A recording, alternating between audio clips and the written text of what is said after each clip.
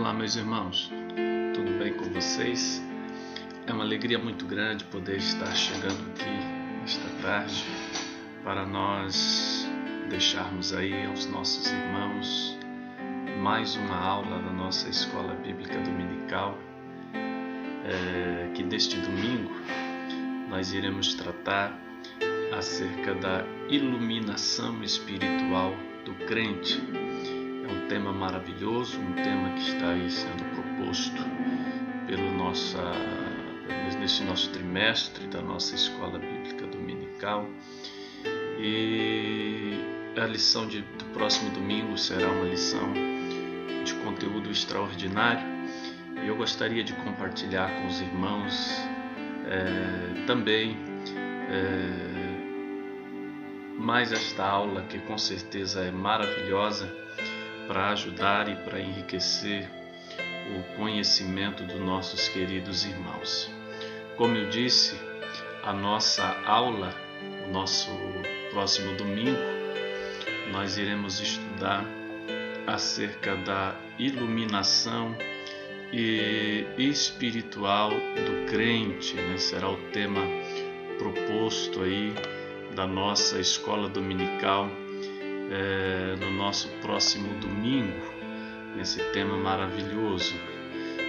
O texto áureo da nossa lição está registrado no livro de Efésios, capítulo de número 1, versículo de número 17, que diz: para que o Deus de nosso Senhor Jesus Cristo, o Pai da glória, vos dê em seu conhecimento o espírito de sabedoria e de revelação.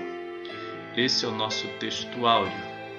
E a nossa leitura bíblica em classe, ela está registrada em Efésios, capítulo de número 1, versículo de número 15 até o versículo de número 23. Eu não irei aqui fazer a leitura juntamente com os irmãos, não há necessidade de nós lermos aqui nesta tarde a nossa leitura bíblica.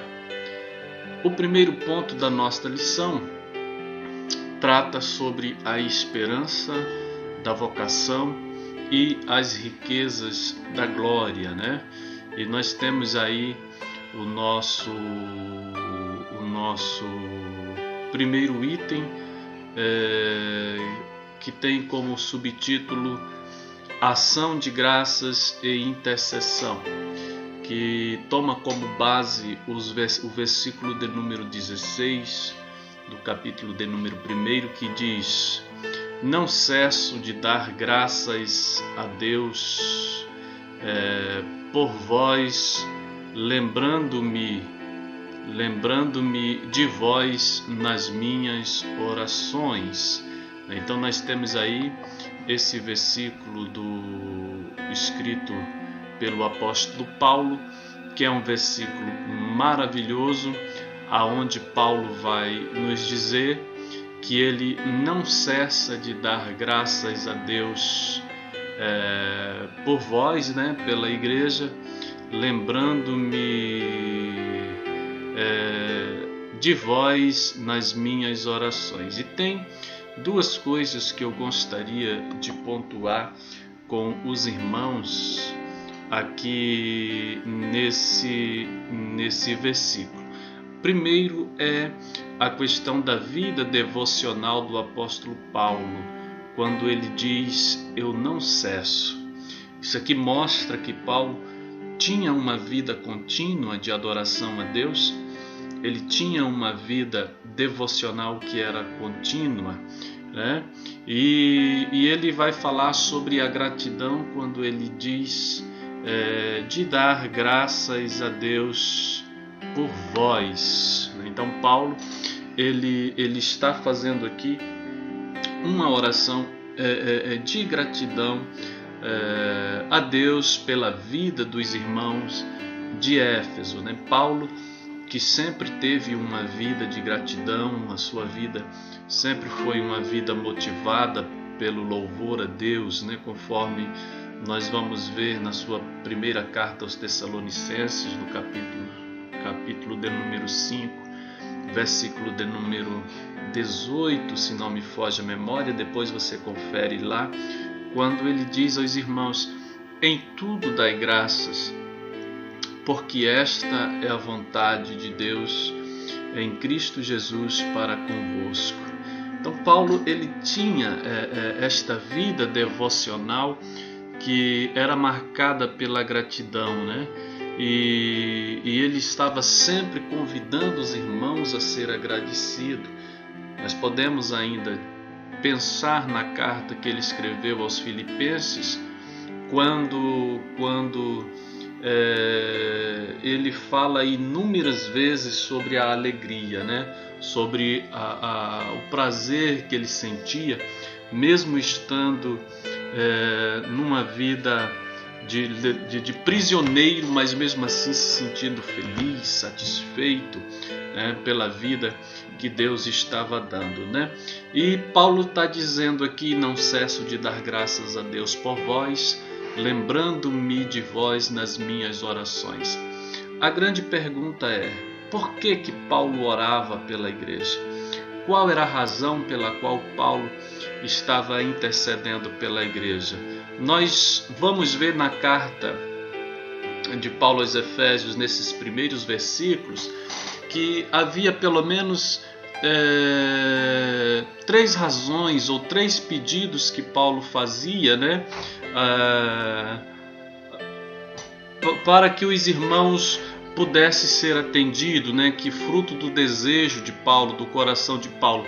Primeiro, Paulo ora para que os irmãos recebam o espírito de sabedoria, né?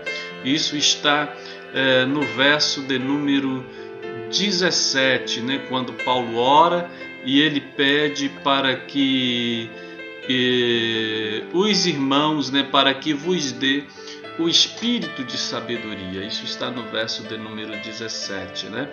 O desejo de Paulo como apóstolo daquela igreja, da igreja de Éfeso, é para que os irmãos da igreja de Éfeso tivessem uma sabedoria plena da parte de Deus. Ele está dizendo: eu oro para que vocês tenham o espírito de sabedoria, né? A sabedoria é, sem sombra de dúvida, né, a razão mais nobre pela qual nós temos que lutar, né? Sabedoria é fundamental para que nós tenhamos uma vida verdadeiramente abençoada pelo nosso Deus, por intermédio de Cristo Jesus, né? A segunda razão pela qual o apóstolo ora, né, é para que tenham o espírito de revelação. Está também no verso de número 17, né, quando ele também ora para que os irmãos tenham o espírito de revelação da parte de Deus, né? O que nós vamos ter nesse versículo,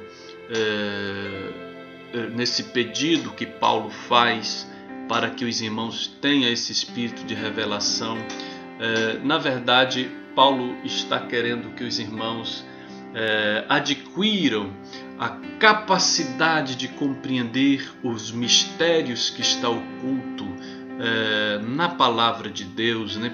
Os mistérios que acompanham a sua vocação, os mistérios que acompanham a sua chamada, né? A palavra revelar significa tirar o véu, né, de sobre algo ou de sobre alguma coisa que está oculta ou obscura, né? Isto é revelar, revelação, né? Tirar o véu daquilo que está coberto, daquilo que está encoberto. E Paulo então anseia para que os irmãos tenham esta capacidade, né, de entender e de compreender os mistérios de Deus, né?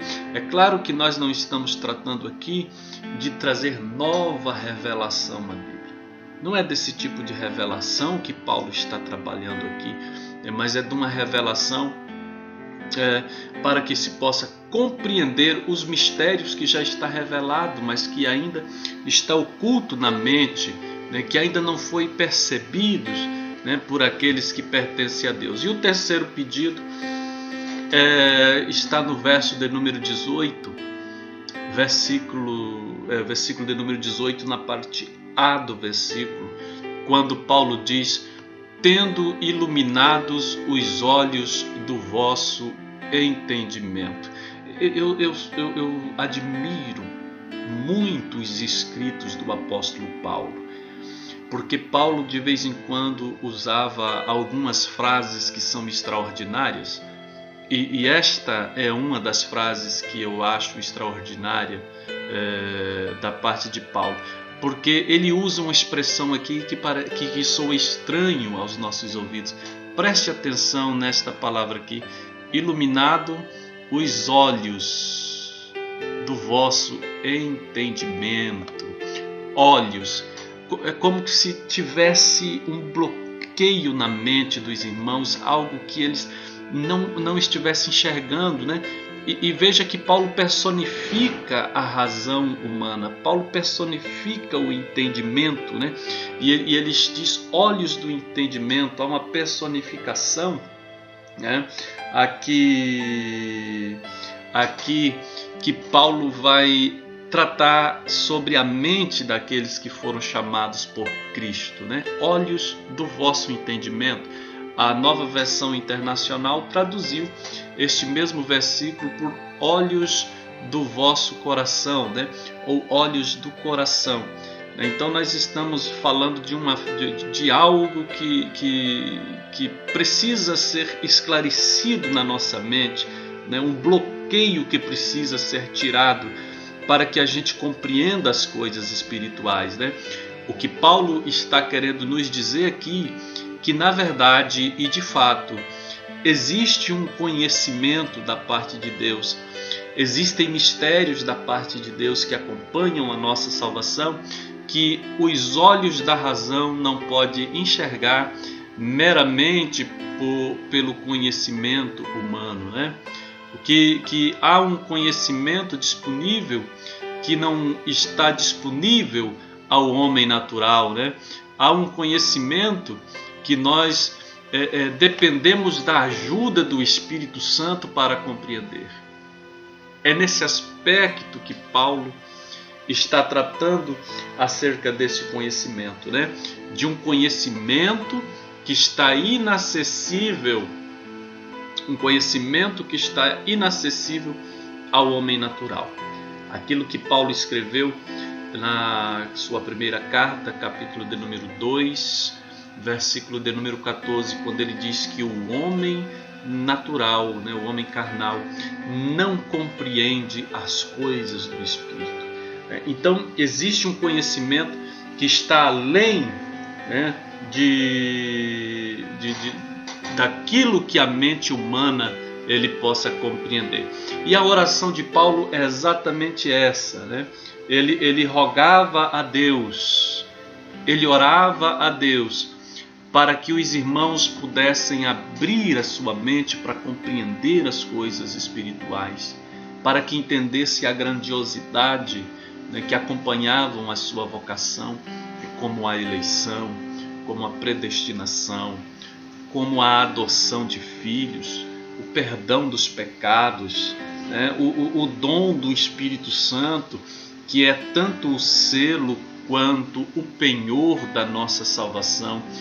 Paulo queria que os irmãos compreendessem esses mistérios, né? Mistérios estes que acompanham a salvação. E isso só é possível através de uma iluminação, né? De uma iluminação espiritual, né? E depois, né?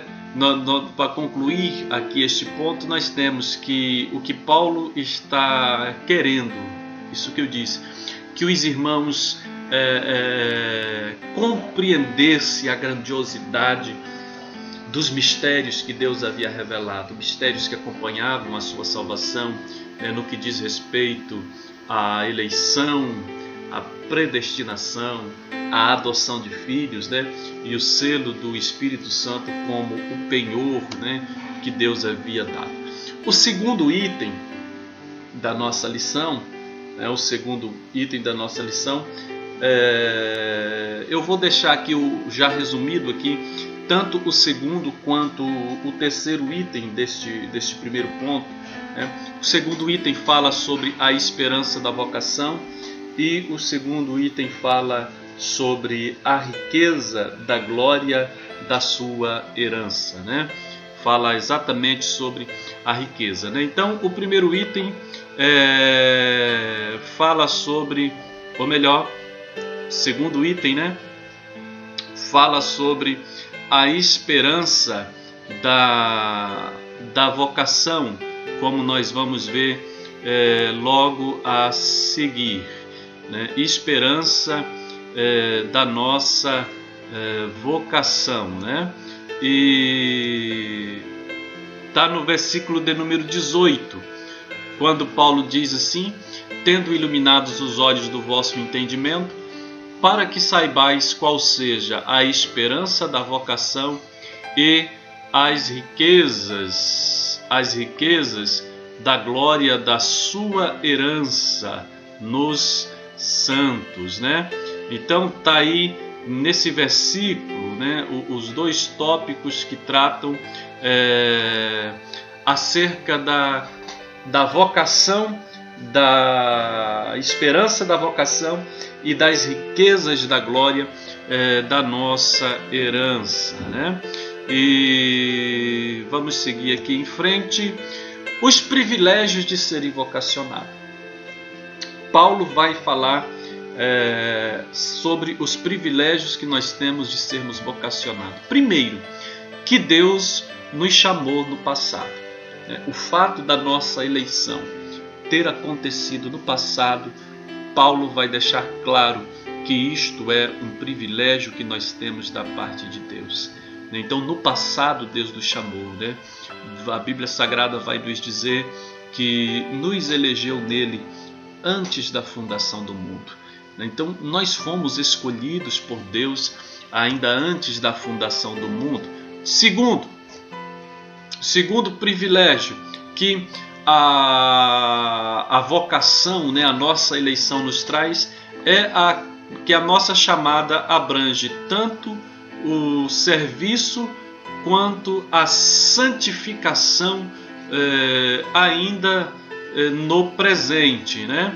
A nossa chamada abrange tanto o nosso serviço quanto a santificação. Servir a Deus é um privilégio. É isso que Paulo está querendo deixar claro para os irmãos, né? Que o nosso serviço faz parte dos privilégios que acompanham a nossa salvação. E a santificação também não é um fardo. Muitas pessoas pensam que a santificação é um fardo, mas na verdade o que Paulo está dizendo é que a santificação é um privilégio que faz parte da nossa vocação, da nossa chamada, né? Então nós fomos chamados para o serviço cristão. Nós fomos chamados exatamente para o serviço cristão, né? E é por isso que nós temos esta plena certeza, esta plena convicção, né, de que Deus, Ele nos chamou, né, e Ele nos santificou, né? Então a santificação não é para ser encarada como um fardo que nós temos que carregar. A santificação é privilégio. Basta você pensar, como diz Paulo, que no passado nós éramos inimigos de Deus, nós éramos pecadores, nós estávamos mortos em nossas ofensas e em nossos pecados, nós éramos por natureza filhos da ira, nós fazíamos a vontade da carne e do pensamento, estávamos sujeitos aos ataques do inimigo, né? Éramos influenciados, né, pelo inimigo das nossas almas, o diabo, né? E agora nós fomos elevados a uma posição de destaque. Agora nós estamos ocupando uma posição de destaque. Por isso que a santificação, conforme Paulo está dizendo aqui, ela é um privilégio que acompanha, que está acompanhando a salvação, né? Que está acompanhando a nossa eleição, né? Por isso que nós temos cada dia estar dando graças a Deus, né, por tudo aquilo que Ele tem feito, que Ele tem derramado sobre as nossas vidas, né?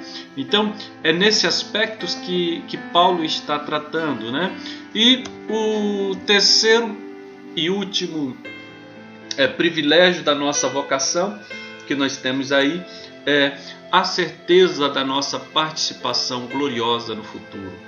A nossa salvação, a nossa eleição, a nossa predestinação, ela tem um aspecto escatológico, e este aspecto escatológico abrange a nossa salvação por intermédio de Cristo Jesus. E isso também, como diz Paulo, é um privilégio a qual nós temos que participar. E o terceiro e último item fala sobre as riquezas da glória da sua herança, né? E aí nós temos que herança enfatiza aquilo que Deus nos deu, aquilo que nós recebemos da parte de Deus, não é? Uma vez que nós somos filhos por adoção, como nós vimos na aula de domingo passado, né? Nós falamos sobre a adoção que Cristo nos concedeu, né? O direito de sermos feitos filhos de Deus, né?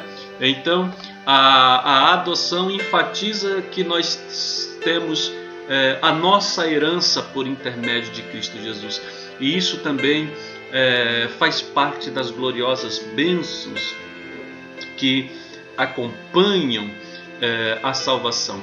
Então veja bem que aquilo que Paulo estava dizendo lá no início, dizendo: eu não cesso de dar graças a Deus por vós, e sempre lembrando de vós nas minhas orações, né?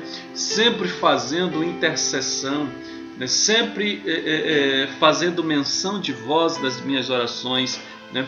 O desejo de Paulo era que a mente dos irmãos fossem iluminadas, fossem abertas, para que eles compreendessem os mistérios que estavam acompanhando a sua salvação, né? Perdão dos pecados, a adoção de filhos, né? As bênçãos que estavam reservadas para serem desfrutadas ainda no porvir. Tudo isso são bênçãos que Paulo está orando, né, e pedindo para que a mente dos irmãos fosse aberta para compreender, né, as riquezas da herança que está para acontecer. O segundo ponto da nossa lição fala sobre a sobreexcelente grandeza e força do poder divino. E o primeiro item vai tratar sobre o tema a sobreexcelente grandeza do poder de Deus, que está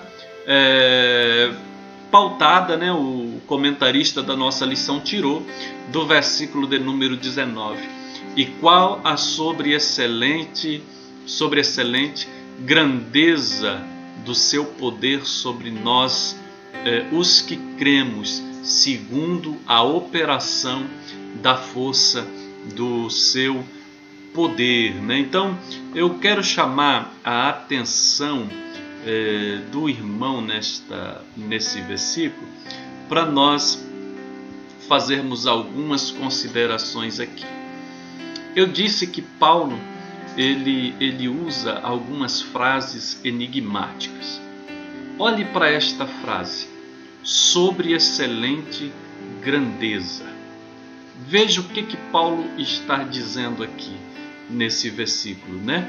Quando ele fala da sobre excelente grandeza, né? Que está aqui. Esta frase, veja só, parece não, é um pleonasmo, né? Paulo usa aqui um pleonasmo, né? Sabemos que sobre excelência é aquilo que excede, né? Que está fora daquilo que é comum, daquilo que é normal, né? É uma excelência superior, né? É uma excelência que está acima, né? Então Paulo está dizendo aí, olha, sobre excelente grandeza do seu poder, né? Há um pleonasmo aqui que Paulo usa, né? E na verdade muitas pessoas pensam que o pleonasmo é um vício de linguagem que deve ser evitado. Mas o pleonasmo, na verdade, é um recurso linguístico que ele pode ser usado de maneira correta, né? Nem sempre ele se torna um vício de linguagem, né? Ele se torna um vício de linguagem quando é usado simplesmente para uma redundância, né? Que não há necessidade de se usar.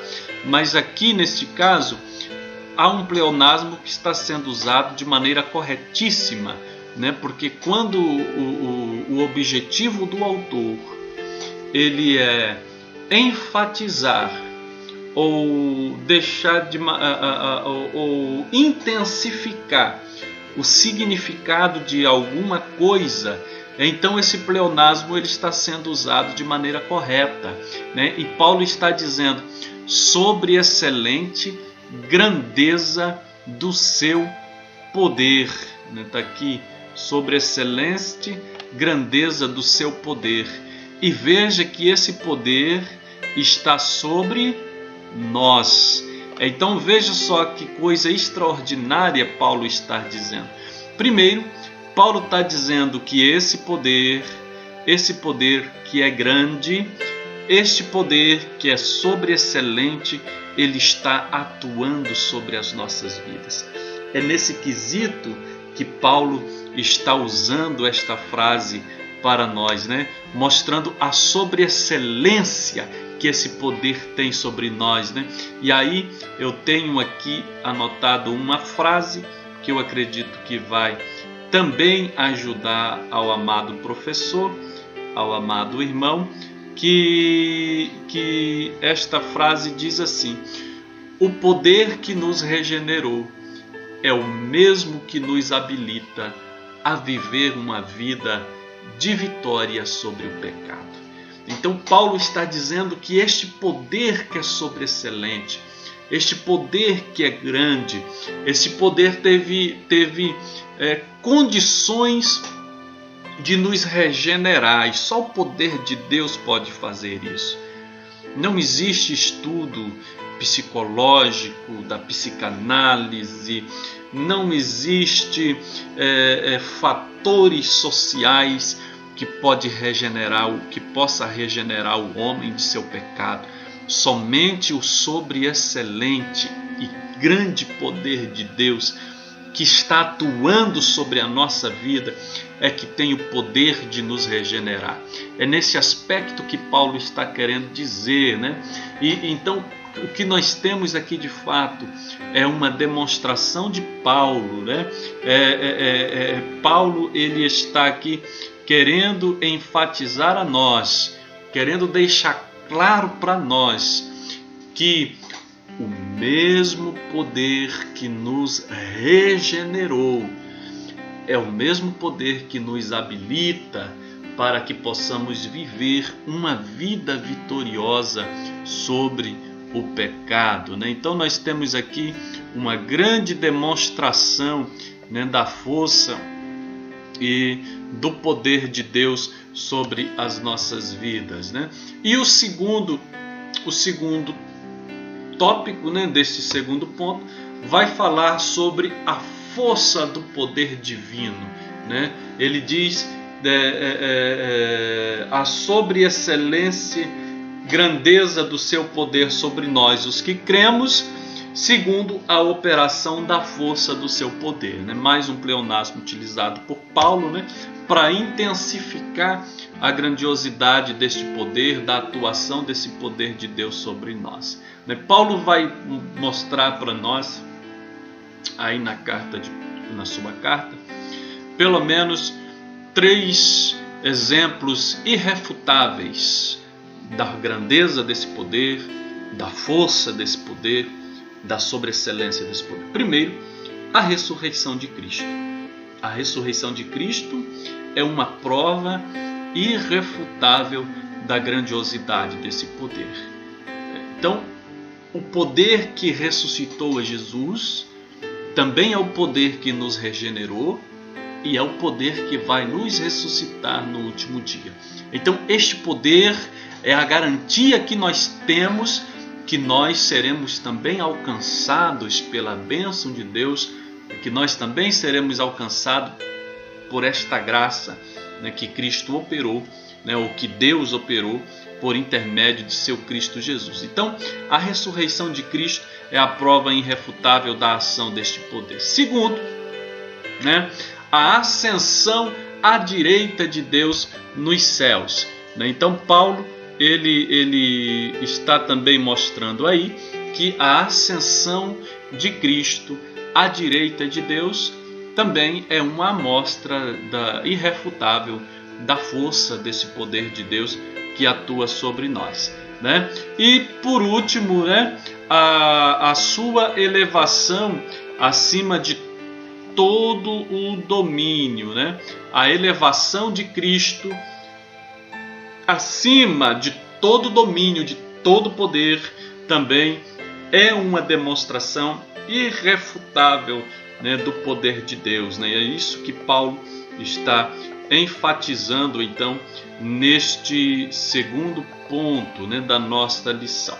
Pois bem, concluindo este segundo ponto, terceiro e último ponto da lição fala sobre Cristo como o nosso exemplo de exaltação. E no primeiro item nós vamos tratar sobre Cristo, as primícias dos que dormem, né? Cristo como as primícias, né? Nós vamos ver aqui, dizendo assim, o versículo de número 20, Paulo vai dizer, que manifestou em Cristo, ressuscitando-o dos mortos e pondo à sua direita nos céus. Isso aqui é a prova da eficácia do poder de Deus. É a prova da excelência do poder de Deus, né? Ele se manifestou por intermédio de Cristo, né? E o colocou, né, à direita de Deus, né? Então, o Novo Testamento, ele vai descrever a ressurreição de Cristo como obra do poder de Deus, né? O Novo Testamento ele dá esse destaque, né, à ressurreição de Cristo como sendo uma obra do poder de Deus, né? Ou seja, Cristo foi feito então, né, a primícia daqueles que dormem, né? E aí eu quero dizer aos irmãos, né, que a palavra primícia, conforme aparece aqui, ela significa os primeiros frutos, né? Paulo está usando aqui uma figura da festa das colheitas, né, das primícias, né, dos primeiros frutos, né, do Israel do Antigo Testamento, né? Então a Bíblia vai dizer, né, e Paulo vai usar essa expressão na sua primeira carta aos Coríntios também, no capítulo de número 15, né, quando tem ali defendido o maior tratado teológico acerca da ressurreição, né? O irmão compensa ler este capítulo, né, se o irmão ainda não estudou, estudar, né, porque ali Paulo vai falar de maneira minuciosa, né, acerca da doutrina da ressurreição, né? O maior tratado teológico que nós temos no Novo Testamento, né, ou em toda a Bíblia sobre a doutrina da ressurreição está naquele capítulo, né? E Paulo ali enfatiza também a nós, né? Paulo vai deixar de maneira clara ali também para nós que Cristo foi feito as primícias dos que dormem. E quando Paulo usa esta expressão primícias, nós temos que ter em mente que, na verdade, o que Paulo está querendo dizer não é que Cristo foi o primeiro a ressuscitar. Não é isto que Paulo está dizendo. Nós sabemos que houve mais ressurreições tanto no Antigo Testamento quanto também no Novo Testamento. Outras pessoas ressuscitaram mesmo antes de Cristo ressuscitar. Só que todas as pessoas que ressuscitaram, tanto no Antigo Testamento quanto no Novo Testamento, elas morreram novamente, exceto Cristo. Então a ressurreição de Cristo é a ressurreição que deve ser usada como parâmetro para esta doutrina para este princípio bíblico, porque Cristo, ele venceu a morte. E então ele foi feito as primícias dos que dormem, porque por intermédio dele nós também temos a garantia que nós iremos ressuscitar, né? Graças à sua morte, à sua ressurreição, nós então temos esta esperança, esta viva esperança de que nós nos ressuscitaremos dos mortos, né? Então, o poder de Deus foi manifesto na pessoa de Jesus, ressuscitando-o dos mortos, né? Ressuscitando-o dos mortos em primeiro plano, né? E é nos dado como garantia de que este poder que o ressuscitou dos mortos, ele também nos regenerou, e este mesmo poder, ele também irá nos ressuscitar no último dia, né? Vamos seguir à frente aqui com a nossa aula, né?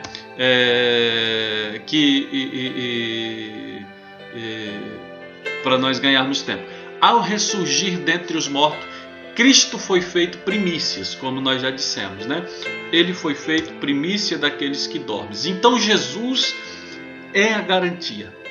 A garantia da ressurreição de Cristo é também a nossa garantia. No segundo ponto desse terceiro ponto da nossa lição, Cristo foi elevado à direita de Deus. Então nós vamos ter aqui exatamente definido, né, essa questão, né, esta posição de destaque de Cristo, né, esta posição de destaque de Cristo à direita de Deus. Quando a Bíblia diz que Cristo está sentado à direita de Deus, nós vamos ter inúmeras referências no Novo Testamento que falam desta exaltação de Cristo, né, de Cristo assentado à direita de Deus. Isto fala do grau de elevação ou da posição de honra que Cristo está ocupando, né, acima de toda a autoridade constituída, tanto no céu quanto na terra, como debaixo da terra, diz a Bíblia, não é? Então fala desta autoridade que Cristo conquistou por intermédio de seu triunfo sobre o pecado, né? Ele venceu todas as forças do mal, né, por intermédio de seu triunfo, né, na cruz do Calvário e por intermédio da sua ressurreição, né? E o terceiro e último item deste terceiro ponto fala sobre a exaltação de Cristo, né? Ele foi exaltado de maneira de sobremaneira, né? Então no verso de número 22, Paulo vai dizer: acima de todo principado e poder e potestade e domínio e de todo nome que se nomeia, não só neste século, mas também no vindouro, sujeitou todas as coisas a seus pés e sobre todas as coisas os constituiu cabeça, né, como cabeça da igreja. Isto fala de uma exaltação que sobrepuja qualquer pensamento humano, qualquer capacidade humana, né, de imaginar, né, esta exaltação de Cristo, né, que está acima de todas as coisas, né? Nós vamos ver quando falamos acerca dessa exaltação de Cristo. Em primeiro lugar, que Cristo, ele está acima de todos os poderes, espirituais. Está aqui nesse versículo de número 21. Cristo está acima de todos os poderes, né? Veja só que aqui está dizendo todo principado, todo poder e potestade e domínio, e domínio. Então nós temos aqui que Cristo está elevado acima de todos os poderes espirituais. Isso aqui fala de camadas angelicais, de hierarquias angelicais, tanto do bem quanto do mal, tanto poderes angelicais puras quanto poderes angelicais impuras. né? Cristo está acima de todo poder constituído no mundo espiritual e também no mundo terreno. Veja só que ele também herdou um nome, né? Que está acima de todo nome, né? De tudo que se nomeia, né? Conforme está registrado aqui. Ou seja, ele foi exaltado acima de todo nome.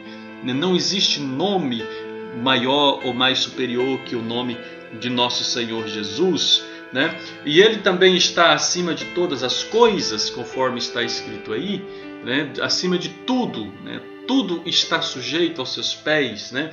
Também podemos citar como referência Salmos capítulo 8, versículo 7, 1 Coríntios capítulo de número 15, versículo 27. Cristo está acima de todas as coisas. Também diz aqui que ele foi constituído como cabeça da igreja. É ele que é aquele que comanda a igreja, que tem o domínio da igreja. Ele é o cabeça da igreja. É ele que exerce o governo da igreja.